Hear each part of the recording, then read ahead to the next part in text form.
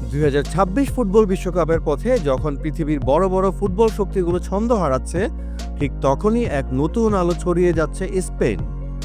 Euro champion হওয়ার পরও যেন তৃষ্ণা মেটেনি তাদের। লুইস দে লা ফুয়েন্তের দল এমন এক ফুটবল খেলছে যেটাকে বলা যায় সিম্ফনি, অর্থাৎ একসাথে 11 জনের নিখুঁত সুরের খেলা। আর এই সিম্ফনির কেন্দ্রবিন্দুতে মাত্র 18 বছর বয়সী লামিন ইয়ামাল আর পেদ্রি। তুরস্কের মাঠে 6-0 গোলের দাপুটে জয় কেবল স্কোর লাইনের গল্প নয়, এটা ছিল ইউরোপীয় ফুটবলের শক্তি প্রদর্শন। একদিকে যখন স্পেন এভাবে জিতেই চলেছে, ঠিক অন্যদিকে জার্মানি হেরে বসেছে স্লোভাকিয়ার কাছে। ইংল্যান্ড দুর্বল অ্যান্ডোরার বিপক্ষে জিতলেও তাতে ছিল না কোনো ধার।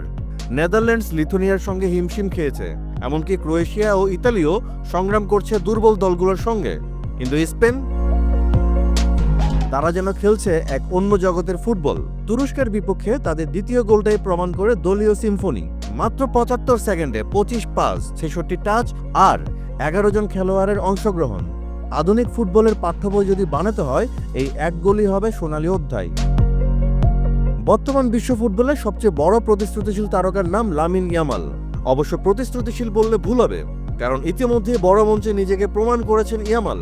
বার্সেলোনার পাশাপাশি স্পেনের জার্সি তার শক্তির নতুন উৎস। বুলগেরিয়ার বিপক্ষে 3টি অ্যাসিস্ট, তুরস্কের বিপক্ষে দুর্দান্ত পারফরমেন্স, এমনকি ডিফেন্সে ট্যাকল পর্যন্ত করেছে ইয়ামাল। মাত্র 18 বছর বয়সে সে শুধু প্রতিভাই নয়, মানসিক দৃঢ়তারও প্রমাণ দিয়ে যাচ্ছে। দলীয় সিনিয়ররা তাই তাকে দেখছেন ভবিষ্যতের বিশ্বকাপ জয়ী নেতা হিসাবে। এই দলের আরেক তারকা পেদ্রি, যাকে নিয়ে স্পেন কোচের স্পষ্ট মন্তব্য, পেদ্রি বিশ্বের সেরা মিডফিল্ডার। তুরস্কের বিপক্ষে ম্যাচে মনে হচ্ছিল মাঠে যেন 3 জন পেদ্রি খেলছে। ডিফেন্সে ব্লক, মিডফিল্ডে সৃজনশীলতা এবং আক্রমণে গোল, সব জায়গাতেই ছিল পেদ্রির উপস্থিতি। মাত্র 22 বছর বয়সে আন্তর্জাতিক ফুটবলে তিনি হয়ে উঠেছেন পূর্ণতা পাওয়া একজন প্লেয়ার। দলে আসল নাম্বার 9 না থাকলেও গোল মেশিনে রূপ নিচ্ছেন স্পেনের খেলোয়াড়রা। মেরিনোর শেষ 6 ম্যাচে 6 গোল, যা দেখা যাচ্ছে স্পেনের এক গোপন অস্ত্র হিসাবে। এমনকি যখন নিকো উইলিয়ামস বা গ্যাভিরা চোটে ভুগছেন, তখনও স্কোয়াড ডেপথ প্রমাণ করছে স্পেন এখন শুধু ট্যালেন্টেড নয়, বরং কমপ্লিট একটি দল। এবার আসুন বিশ্বকাপে অন্য দলগুলোর প্রেক্ষাপটটাও একটু দেখি। মেসির ফিউচার নিয়ে এখনো অনিশ্চয়তায় আর্জেন্টিনা। প্রথমবার বিদেশি কোচ আঞ্চলতির হাতে ভরসা খুঁজছে ব্রাজিল। ইংল্যান্ড, জার্মানি, ইতালি 3 জায়ান্টেরই সাম্প্রতিক সময়ে আছে ছন্দপতন। একইভাবে কোচিং সংকটেও জর্জরিত। এশিয়ার প্রথম দল হিসেবে বিশ্বকাপ কোয়ালিফায়ার পেরিয়ে চমক তৈরি করেছে জাপান, কিন্তু বিশ্বকাপ জয়ে তাদের দাবি নিয়ে কেউ হয়তোবা সাহস করবে না। কিন্তু স্পেন, তারা একের পর এক রেকর্ড গড়ছে। মাত্র 2 ম্যাচ দূরে আছে নিজেদের সর্বকালের দীর্ঘতম অপরাজিত ধারায় পৌঁছে যাওয়ার রেকর্ড থেকে। তাহলে প্রশ্নটা থেকেই যায়, কে থামাবে লা রোহাদের?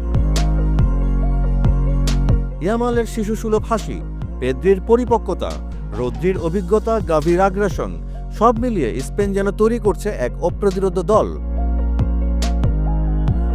এটা সেই দল যারা শুধু ম্যাচ জিততে আসে না, বরং তারা মাঠে শিল্পকর্ম রচনা করতে আসে। ফুটবল আজ শুধু গোল করার খেলা নয়, বরং সমন্বয়, কৌশল আর নান্দনিকতার প্রতিচ্ছবি। আর সেখানেই এগিয়ে স্পেন।